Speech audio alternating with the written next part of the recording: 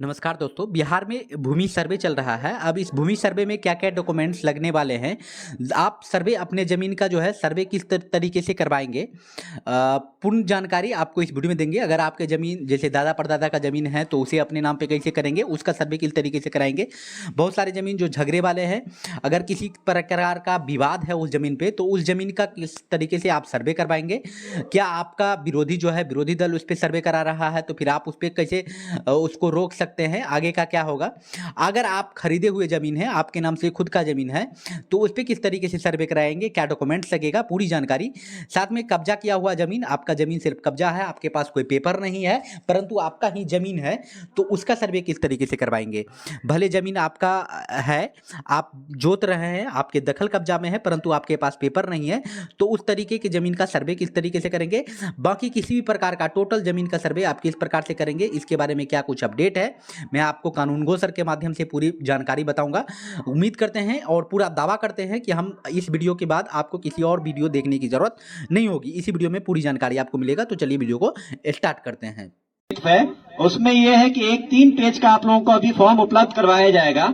आपके गांव में जेरोक्स की दुकान होगी, वहां पे हम उपलब्ध करवा देंगे। सभी लोग उसका एक फोटोकॉपी ले लीजिएगा। वो 3 पेज के फॉर्म को आप लोगों को फिल करना है, अपने जमीन का सारा ब्यौरा उसमें डालना है और डालने के बाद जो भी आपके पास उस जमीन का प्रूफ होगा, जो प्रमाण होगा, उसकी फोटोकॉपी उसमें लगाइएगा। आधार कार्ड सभी लोगों के पास होगा, आधार कार्ड की एक फोटोकॉपी लगाइएगा और उसको मेरे शिविर कार्यालय यानी कि जो सर्वे ऑफिस है, वो आपको अंचल जो आपका प्रखंड है, बोखरा प्रखंड, वहां पर सर्वे ऑफिस बनी है, वहां पे लाके आप लोगों को जमा करना पड़ेगा। वो एक तरह का प्रूफ है कि आप जो जमीन धारित करते हैं या जो जमीन आपके पास है, चाहे वो खतियानी जमीन हो या आपका पर्सनल केवाला कराया हुआ जमीन हो या आपके पूर्वजों के द्वारा केवाला कराया हुआ जमीन हो, वो सारे जमीन का ब्यौरा आप जो उपलब्ध करवाएंगे और उसी के अनुसार फिर आगे की प्रक्रिया, सर्वेक्षण की प्रक्रिया चलेगी। वो 3 पेज का फॉर्म जो है वो मैं बता दे रहा हूँ आप लोगों को कि भरना कैसे है। उसमें देखिए 2 तरह का फॉर्म आता है, 3 पेज का फॉर्म है और उसमें 2 तरह का फॉर्म रहता है। एक कहलाता है फॉर्म 2, जिसको हम लोग पद 2 बोलते हैं, फॉर्म 2 प्रपत्र 2 बोलते हैं, और एक है फॉर्म 3-1 जिसको प्रपत्र 3-1 बोलते हैं। ये 2 तरह का फॉर्म आप लोगों को लेना है। उसमें प्रपत्र 2 फॉर्म जो है उसमें सबसे पहला कॉलम ऊपर में आप लोग देखिएगा कि सबसे पहला कॉलम जो होता है उसमें लिखा होगा राजेश ग्राम का नाम।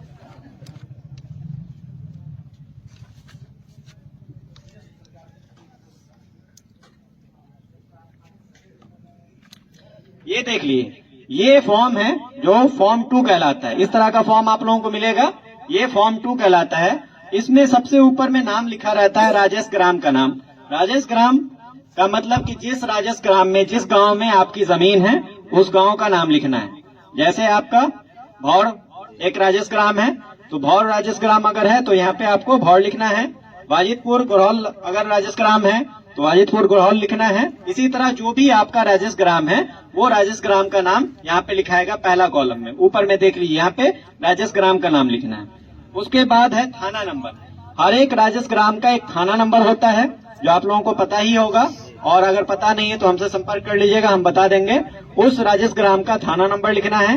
तीसरा ऑप्शन है हल्का नंबर।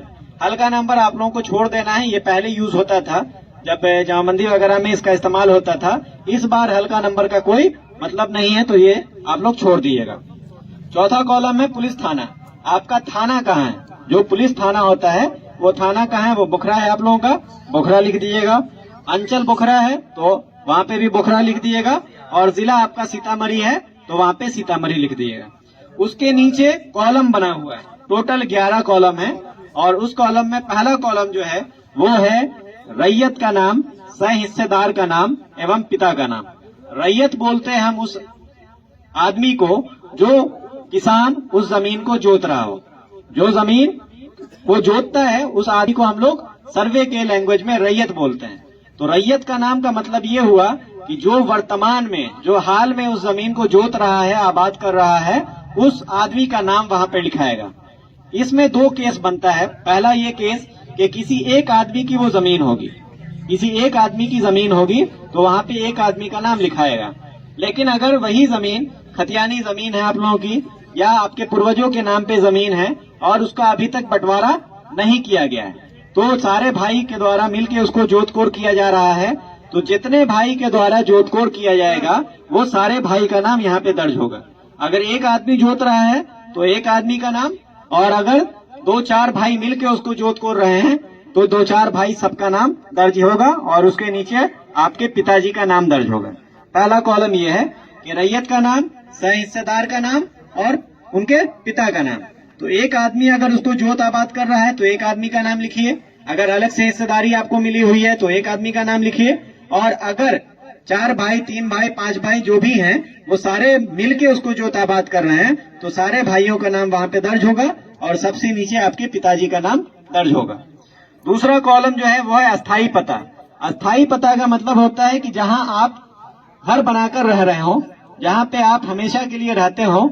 ऐसा भी केस बनता है कि आपकी जमीन हो सकता है 2 से 3 गांव में हो, एक गांव में भी है, दूसरे गांव में भी है, तीसरे गांव में भी है, लेकिन आपका जो अस्थाई पता होगा, जो घर होगा, वो हमेशा एक जगह पर होगा। तो अस्थाई पता आप सेम लिखिएगा, लेकिन अगर आपकी जमीन 2 गांव में है तो आपको इस तरह का 2 फॉर्म भरना पड़ेगा। हर गांव के लिए अलग अलग फॉर्म आता है, ठीक है। जैसे बाजितपुर गौरौल है तो गौरौल के लिए अलग फॉर्म भरिएगा, भौर है तो भौर के लिए अलग फॉर्म भरिएगा। तीसरा कॉलम है खाता नंबर। खाता नंबर, हर एक जमीन का एक खाता नंबर होता है जो आपके पेपर पे लिखा रहेगा, वहां से देख के यहाँ पे खाता नंबर लिखिएगा। चौथा कॉलम है खेसरा नंबर। खेसरा नंबर का मतलब खेत का नंबर, ये भी आपके पेपर पे दिया हुआ रहेगा और उसको भी देख के आप लोग यहाँ पे दर्ज कर सकते हैं। 5वां कॉलम है रकबा। रकबा आपको एकड़ और डिसमिल में डालना है। रकबा का मतलब होता है एरिया, कितना जमीन है आपके पास कुल, वो चीज यहाँ पे लिखना है।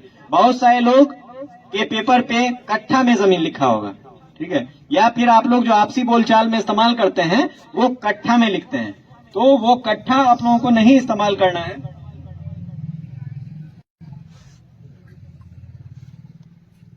सब आदमी जिनका से ये चाय और पानी पीना है, सब लोग वहाँ पर है, बोल दे भाई पहुँच जाता है कि यहाँ पर चाय पानी। तो कट्ठा में आप लोगों का इस्तेमाल नहीं करना है, इसमें नहीं लिखना है। इसमें जो भी लिखिएगा आप लोग वो डिसमिल में लिखिएगा, ठीक है। वो आपके पेपर पे लिखा ही रहता है, बहुत सारे पेपर पे कट्ठा और डिसमिल 2 लिखा रहता है, तो आपको यहाँ पे डिसमिल में लिखना है या एकड़ में लिखना है। अगर जमीन आपकी एकड़ में पूर्ति है तो एकड़ में लिखिए, और अगर डिसमिल में पूर्ति है तो डिसमिल में लिखिए। उसका अगला कॉलम है चौहद्दी।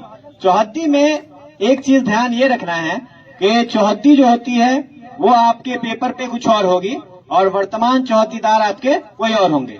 जैसे आप आज से 10 साल पहले केवाला लेते हैं और 10 साल पहले वाले केवाला पे जो चौहद्दीदार का नाम है वो चौहद्दीदार हो सकता है वर्तमान में बदल गया होगा। जो आपके बगल में जिनकी जमीन थी वो भी उस जमीन को खरीद बिक्री कर लिए किसी और के हाथ, तो वो चौहद्दीदार आपके बदल गए होंगे। तो जो पेपर पे चौहद्दीदार हैं उनके नाम से उनका नाम यहाँ पे दर्ज नहीं होगा, बल्कि आपके जो वर्तमान चौहद्दीदार हैं, अभी आप अपने खेत पे चले जाइए और खेत के चारों तरफ देख लीजिए, उत्तर, पूरब, दक्षिण और पश्चिम, ये चारों तरफ आप देख लीजिए कि किसकी जमीन है। तो जो वर्तमान में उसको जोत आबाद कर रहा है, जिसके दखल कब्जे में वो वर्तमान में है, उस आदमी का नाम, उस किसान का नाम यहाँ पे चौहद्दी में दर्ज करना है। वर्तमान स्थिति के हिसाब से चौहद्दी यहाँ पे दर्ज होगी। 7वां कॉलम है किस्म जमीन। किस्म जमीन का मतलब हो गया कि जमीन का उपयोग किस तरह किया जा रहा है। जिस तरह से भी आप जमीन का उपयोग कर रहे हैं वो किस्म जमीन हो जाएगी। जैसे अगर किसी जमीन पे घर बना के रह रहे हैं तो घरारी की जमीन कहलाती है। तो अगर घर वाली जमीन है तो किस्म जमीन में घरारी लिखाएगा। खेती करते हैं किसी जमीन में, कोई फसल उपजाते हैं तो वो कृषि वाली जमीन कहलाती है, जिसको कृषित बोलते हैं। तो अगर किसी जमीन पे आप लोग खेती कर रहे हैं तो वहाँ पे लिख दीजिए कृषित जमीन, ठीक है। वैसे ही बहुत सारे लोग होंगे जो अपनी जमीन में तालाब वगैरह खुदवाए होंगे मछली पालन करने के लिए, ठीक है। तो अगर पोखर वगैरह बनाए हुए, तालाब बनाए हुए हैं तो वहाँ पे तालाब या पोखर लिख दीजिए। बहुत सारे लोग होंगे जो अपनी जमीन पे आम बागान, लीची का बागान, इस तरह का गाछी वगैरह लगाए होंगे, ठीक है। तो अगर इस तरह का कोई गाछी है तो वहाँ पे गाछी या बागीचा लिख सकते हैं। तो ये उपयोग किस तरह से आप जमीन कर रहे हैं वो उपयोग के हिसाब से यहाँ पे किस्म जमीन दर्ज करना है। तो जैसा आपके पास जमीन है, जिस जमीन का उपयोग जिस तरह से हो रहा है वैसा आप किस्म जमीन में दर्ज करेंगे। 8वां कॉलम है लगान। लगान का मतलब हुआ कि जो आप सरकार को टैक्स पे करते हैं अपनी जमीन का, जो लगान देते हैं सरकार को, वो लगान कितना आपका लगता है सालाना, वो लगान यहाँ पे दर्ज करना है। बहुत सारे लोग ऐसे होंगे जिनके नाम पे अभी दाखिल खाई नहीं हुआ होगा या उनके नाम से रसीद नहीं कटता होगा, तो वैसे लोग इस कॉलम को खाली छोड़ सकते हैं। ये कॉलम कंपलसरी नहीं है। कॉलम नंबर 8 और 9 जो है ये कंपलसरी नहीं है, ये ऑप्शनल है। अगर आपके पास उपलब्ध है तो यहाँ पे भर दीजिए, उपलब्ध नहीं है तो इसको खाली छोड़ सकते हैं। 8 में आपका लगान है और 9 में है जमाबंदी संख्या। जमाबंदी संख्या भी तभी आएगी जब आपका दाखिल खारिज आपके नाम से होगा। तो अगर जमाबंदी संख्या आपको उपलब्ध है, आपके पास है, तो वहाँ पे लिख दीजिए, अगर नहीं है तो उसको खाली छोड़ सकते हैं। 10वां कॉलम है भूमि पे दावा का आधार। ये सबसे बड़ी चीज है किसी भी जमीन के लिए कि आप जो जमीन पे कब्जा दिखा रहे हैं, जो जमीन का ब्यौरा यहाँ पे आप भर रहे हैं, उस जमीन पे दावा का आधार क्या है, किस आधार पे आप दावा कर रहे हैं कि वो जमीन आपकी है। तो दावा के आधार में 3-4 तरह का पेपर आता है, जिस पेपर के आधार पे आप दावा कर सकते हैं किसी जमीन पे। सबसे पहला जो आधार होता है, जो महत्वपूर्ण आधार है किसी जमीन का, वो है खतियान। यानी कि जो 1960 के दशक में आप लोगों का गांव का खतियान बना हुआ है, वो खतियान के बेस पे कोई भी जमीन पे दावा करता है।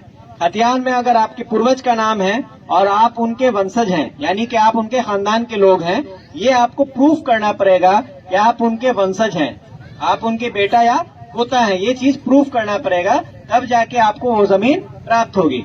और ये प्रूफ करने का तरीका है वंशावली। सब लोग सुने होंगे वंशावली का नाम। तो वैसी जमीन जो खतियानी हो और खतियानी रैयत की मृत्यु हो गई हो, या केवाला भी हो और केवालाधारी की मृत्यु हो गई हो, ऐसी स्थिति में आप लोगों को वंशावली बनाना पड़ेगा। और वंशावली बनाने का प्रोसेस आप लोगों को पता है। अब वंशावली जो बनता है वो पंचायत सचिव स्तर से बनता है, पंचायत सचिव स्तर से। पंचायत सचिव और आपके गांव के जो सरपंच महोदय हैं, इनका साइन उस पे होगा, दोनों के संयुक्त हस्ताक्षर से वंशावली निर्गत होता है। वंशावली के लिए एक चीज हम आप लोगों को बताएंगे कि आम प्रचलन ऐसा है वंशावली में कि जब भी वंशावली बनती है तो वंशावली में लोग सिर्फ बेटा का नाम दर्शाते हैं, बेटी का नाम कहीं पे दर्ज नहीं करते हैं। ये चीज आम प्रचलन में है। इससे पूर्व जो सर्वे का काम आपके जिला में चल रहा था वो 4 अंचल में चल रहा था। आपके बगल में एक अंचल है बाजपट्टी, उपरी के जस्ट बगल में, नाम सुने होंगे। बाजपट्टी में सर्वे का काम चल रहा था। पतनाहा अंचल है एक, पतनाहा अंचल सर्वे का काम चल रहा था। रीगा अंचल है एक, वहाँ काम चल रहा था। और सोनबरसा अंचल है एक, वहाँ काम चल रहा था। टोटल आपके जिला में 17 अंचल में से 4 अंचल में पूर्व से ही सर्वे का काम चल रहा है, जो 2020 से काम चल रहा है। और आपके अंचल में वर्तमान में ये शुरू किया गया है, हाल में ये शुरू किया गया है। तो इससे पहले, इससे पूर्व मैं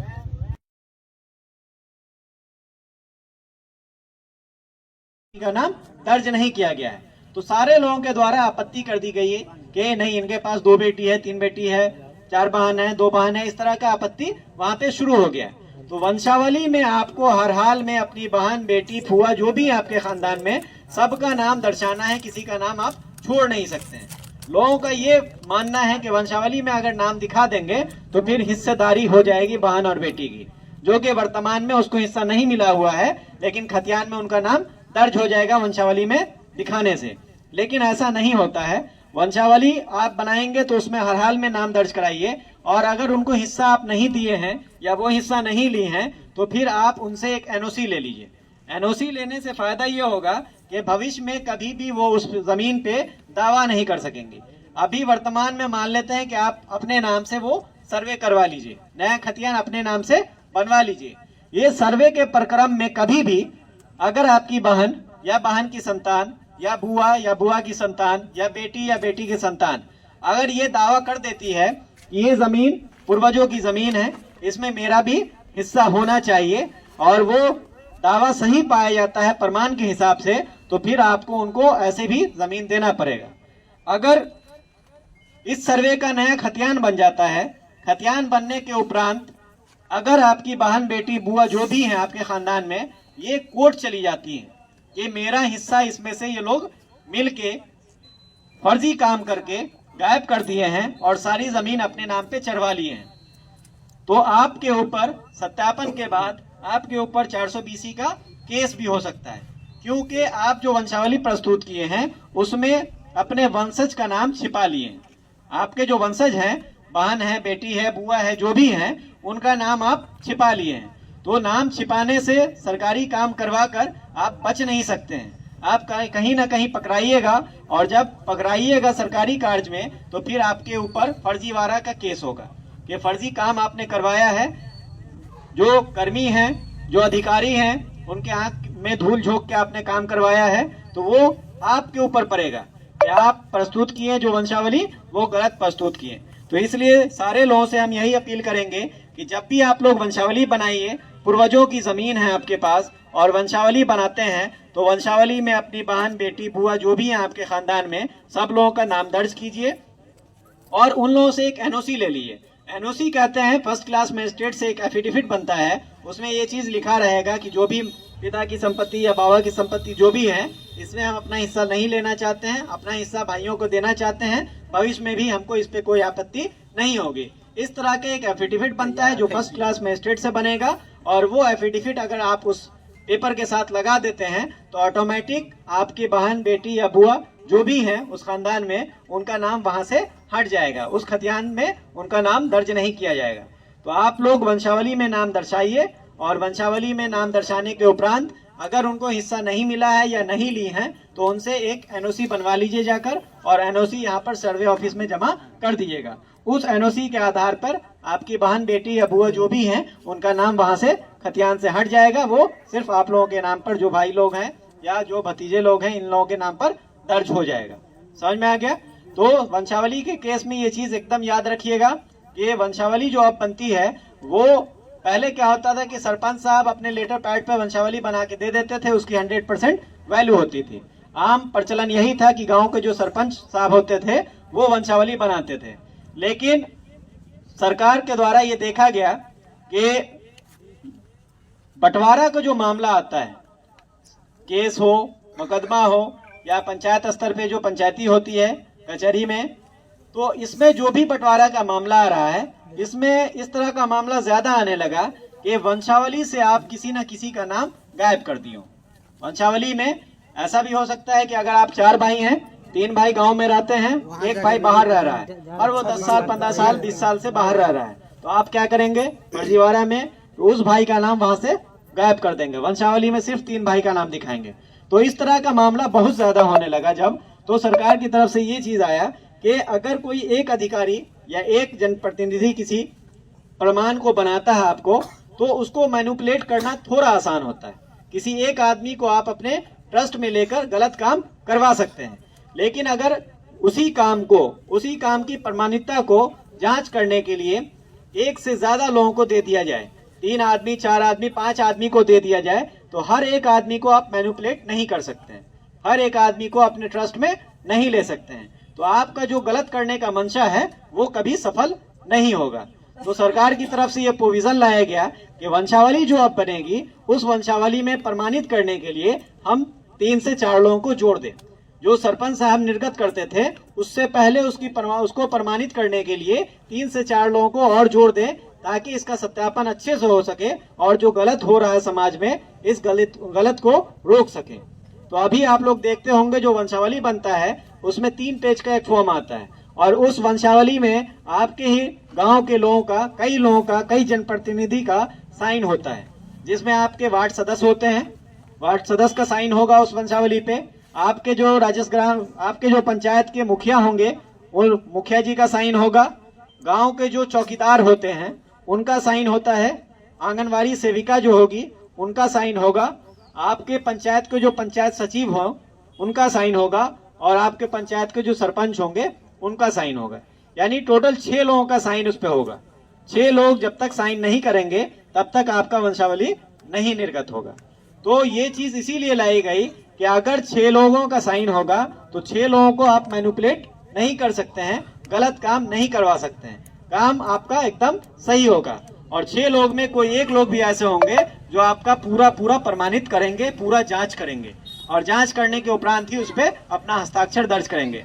अन्यथा की स्थिति में अगर आपके जनप्रतिनिधि हो या फिर जो कर्मी हैं, अगर इनके द्वारा बिना जांच किए वो साइन कर दिया जाता है, और उस पर कभी कोर्ट में क्लेम आता है, कभी भी क्लेम आता है, आपकी बहन, बेटी, बुआ का नाम अगर मान लिया वंशावली में आप छोड़ देते हैं और सारे लोग उसको पारित भी कर देते हैं, सारे लोग उसको प्रमाणित भी कर देते हैं, और बाद में अगर कोई क्लेम आता है तो फिर आपके साथ साथ आप तो फंसेंगे ही फंसेंगे, आपके साथ साथ आपके जो जनप्रतिनिधि जिन्होंने उस पर अपना हस्ताक्षर किया है, जिन्होंने उसको प्रमाणित किया है, वो भी फंसेंगे। ठीक है, तो इसलिए सारे जनप्रतिनिधि से भी मेरी ये अपील रहेगी कि जब भी वंशावली बनाने की बात आए तो आप अपने स्तर से, अपने समाज से उसकी जांच करवा लें और जांच करने के बाद ही उस पे अपना हस्ताक्षर दर्ज करें या वंशावली को निर्गत करें। किसी भी एक पक्ष का नाम भी उस पे नहीं छूटना चाहिए। मान लेते हैं कि खतियान में किसी का नाम है और उनके जितने भी वंशज हैं, चाहे बेटा हो या बेटी हो, सब लोगों का नाम दर्ज होना चाहिए और दर्ज होने के उपरांत ही उसको निर्गत होना चाहिए। ठीक है, तो ये चीज आप लोग ध्यान रखिएगा वंशावली वाले केस में। तो अगर आपके पास खतियानी जमीन है तो खतियान लगाइए, खतियान के साथ साथ वंशावली लगाइए। और फिर अगर आप बंटवारा करना चाहते हैं, खतियानी रैयत के अगर वंशज हैं आप और बंटवारा आप लोग करना चाहते हैं तो बंटवारा शेड्यूल लगेगा, साथ में रखना चाहते हैं, सम्मिलित रखना चाहते हैं तो फिर आप वंशावली, खतियान और वंशावली ये दोनों प्रस्तुत करके अपना काम करवा सकते हैं। उसके बाद दूसरा तरीका की जमीन होती है केवाला की जमीन। तो केवाला वाला जमीन जो होता है वो दो तरह से होता है। एक, या तो आप पर्सनल केवाला किए होंगे, करवाए होंगे जो आपके नाम पर केवाला हो, और एक केवाला ऐसा होगा जो आपके पूर्वजों के नाम पर होगा और जिनका मृत्यु हो गई होगी, यानी कि उनका इंतकाल हो गया होगा। तो अगर वैसा केवाला जिसमें केवालाधारी की मृत्यु हो गई हो और वर्तमान में उसके वंशज उसका जोत आबाद कर रहे हो, तो वैसी स्थिति में आपको केवाला का फोटोकॉपी और अपना वंशावली का फोटोकॉपी, वंशावली वहां पर जिस केवालाधारी के नाम पर जमीन है वहां से शुरू होगा, और खतियानी रैयत के लिए, खतियानी केस के लिए, खतियानी जमीन के लिए खतियान में जिनका नाम है वहां से वंशावली शुरू करना है।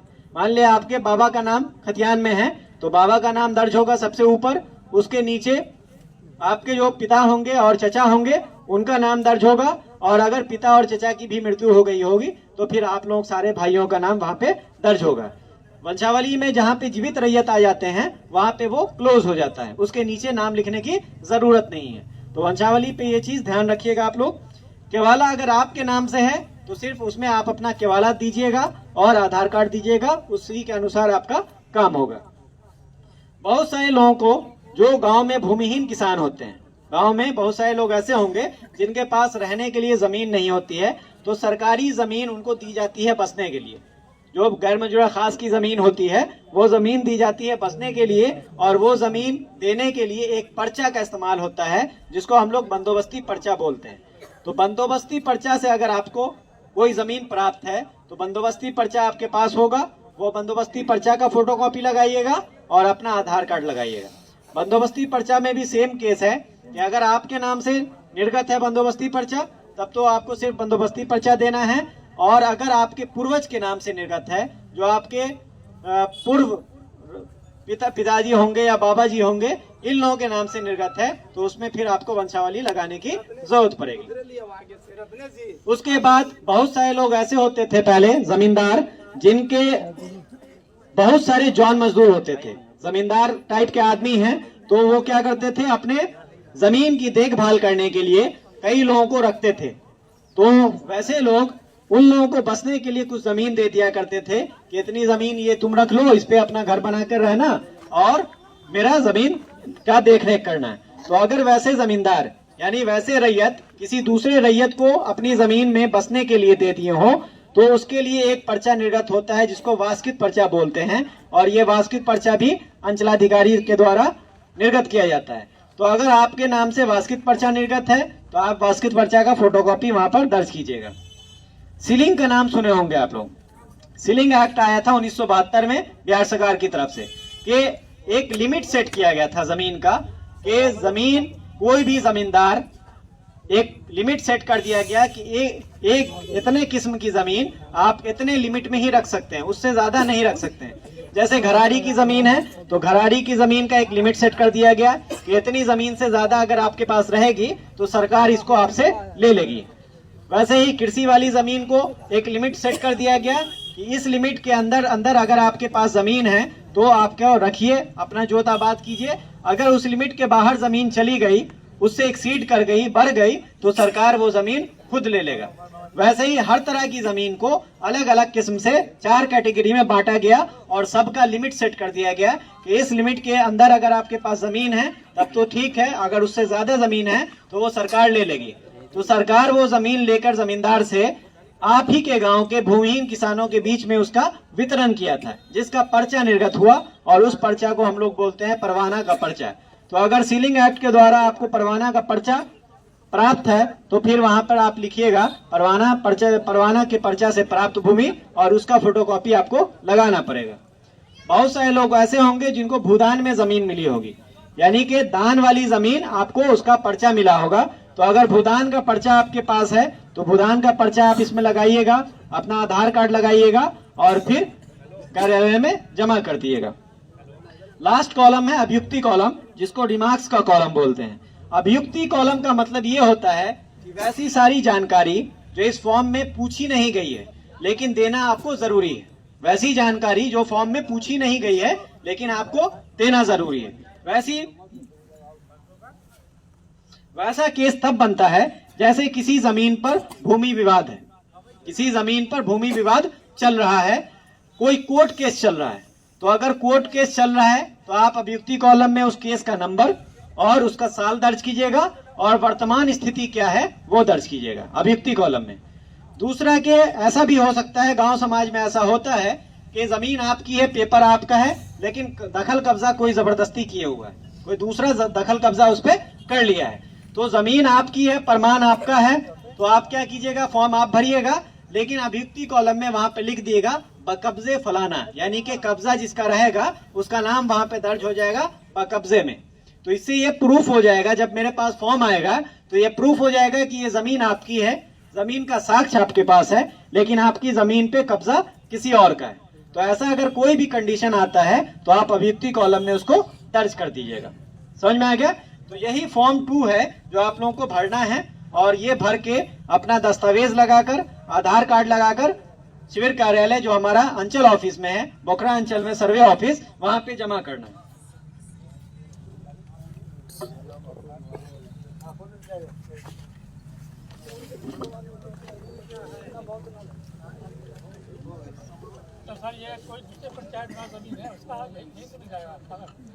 फॉर्म एक ही होता है, फॉर्म अलग अलग नहीं होगा, फॉर्म हमेशा एक होगा। और जितने गांव में आपकी जमीन है, चाहे दूसरे पंचायत में हो या दूसरे गांव में है, हर गांव के लिए अलग अलग फॉर्म आपको भरना पड़ेगा। ये दूसरा फॉर्म देखिए, इसको बोलते हैं प्रपत्र 3-1। ये है फॉर्म 3-1, इसको भी आपको भरना है। इसमें देखिए सबसे ऊपर में जो है वो लिखा हुआ है अंचल का नाम और जिला का नाम। अंचल आपका बोखरा, जिला आपका सीतामढ़ी। तो अंचल में बोखरा लिख दिए, जिला में आप सीतामढ़ी लिख दिए। उसके बाद नीचे में यह है कि उपरोक्त विषय के संबंध में सूचित करते हुए कहना है कि हम लोग इसमें 3 कॉलम बना हुआ है। नीचे में 3 कॉलम का मतलब है कि अगर आप लोग एक साथ जमीन जोत रहे हैं, 3 भाई मिलकर जमीन जोत रहे हैं या 2 भाई मिलकर जमीन जोत रहे हैं, तो यहाँ पर तीनों का नाम लिखाएगा। अगर 2 हैं तो दोनों का नाम लिखाएगा। अगर एक भाई उसको जमीन को जोत रहे हैं, आपको अकेले हिस्सा मिला हुआ है, तो वहां पे एक का नाम दर्ज होगा। ठीक है, यहाँ पे देखिए ऊपर में सबसे पहले ऊपर में 3 कॉलम है, तो जितना भी कॉलम है उतने आप भर दीजिए। अगर एक आदमी उसको जोत रहे हैं तो एक आदमी का नाम, 2 आदमी जोत रहे हैं तो 2 आदमी का नाम, 3 आदमी उसको मिलकर जोत रहे हैं तो 3 आदमी का नाम वहां पर दर्ज हो जाएगा। उसके नीचे आपका राजस्व ग्राम का नाम है, पुलिस थाना का नाम है, अंचल का नाम है, जिला का नाम है और आपकी जाति है। जाति लिखना आपको कंपलसरी है, क्योंकि खतियान में आपकी जाति लिखी हुई होती है और उसी जाति के अनुसार जो आप अंचल में जाते होंगे जाति प्रमाण पत्र बनवाने, इसी खतियान के बेस पे बनता है। जो खतियान में जो जाति आपकी दर्ज रहेगी, आपके वंशज होने के नाते, आप उनके वंशज हैं तो आपकी भी सेम जाति होगी और उसी अनुसार आपका जाति प्रमाण पत्र बनाया जाता है। ठीक है, तो जाति आप लोग कंपलसरी और सही दर्ज कीजिएगा। अपना जिस जाति से आप लोग ताल्लुक रखते हैं वो जाति यहाँ पर दर्ज किया जाएगा। उसके बाद नीचे है पिता का नाम, राजस्व ग्राम का नाम, अंचल, जमाबंदी क्रमांक, खाता, खेसा, रकबा, चौहद्दी, ये सारा डिटेल आप जैसे पूर्व में बताया गया है वैसे ही यहाँ पर भी खाता, खेसा, रकबा, चौहद्दी भर दीजिएगा। नीचे आपका साइन है, वहां पर साइन कर दीजिएगा। इसमें 2 पेज आता है। पहला पेज तो ये हो गया, दूसरा पेज इसका ये वाला है। सेम जैसे प्रपत्र 2 में आप भरे थे, सेम यहाँ पर भी यही डिटेल भरा जाएगा। पहला है रैयत का नाम, सहिस्सेदार का नाम। अगर रैयत का मतलब हो गया कि अगर एक आदमी उसको जोत रहे हो, आप लोग बंटवारा करके एक आदमी को मिला हुआ हिस्सा, तो वहां पर उस आदमी का नाम लिखाएगा। पिता का नाम, आपके पिताजी का नाम लिखाएगा। स्थल का नाम, जो अस्थाई पता आपका है वो आपका स्थल का नाम हो जाएगा। अस्थाई पता, जिस गांव में आपका घर होगा वो लिखिएगा। उसके बाद खाता नंबर है, खेसा नंबर है, रकबा है और चौहद्दी है। आपका जो खाता संख्या है, खेसरा संख्या है, जो रकबा है और आपकी जो वर्तमान चौहद्दी है वो वहां पर दर्ज करना है। उसके बाद जामबंदी संख्या, जो जामबंदी संख्या आपको प्राप्त है, जिसके अनुसार आप रसीद कटवा रहे हैं, वो जामबंदी संख्या यहाँ पर दर्ज होगा। उसके नीचे साइन है, साइन कर दीजिएगा। ये 2 तरह का फॉर्म है। ये दोनों फॉर्म आप भर के शिविर कार्यालय में जमा कीजिएगा। अब आप लोग एक बात सुन लीजिए कि इसके साथ साथ कौन सा दस्तावेज लगाना है, कौन कौन सा पेपर लगाना है जो आपको इसके साथ अटैच करना है। सबसे पहला होता है खतियान। सबसे पहला जो प्रूफ होता है वो खतियान होता है। तो खतियानी जमीन आपके पास है, अगर खतियानी जमीन आपके पास है और आप उसको जोत आबाद कर रहे हैं, तो खतियानी रैयत अगर आपके पूर्वज थे तो आप उसमें खतियान का फोटोकॉपी और उसके साथ वंशावली का फोटोकॉपी लगाइएगा। अगर आपका बंटवारा हो गया है तो बंटवारा नामा लगाइएगा, और अगर बंटवारा नहीं हुआ है तो फिर वो यथावत आपके नाम से, जो आपके पटीदार लोग होंगे, सबके नाम से सम्मिलित खतियान बन जाएगा। इस सर्वे में आप लोगों के पास ऑप्शन है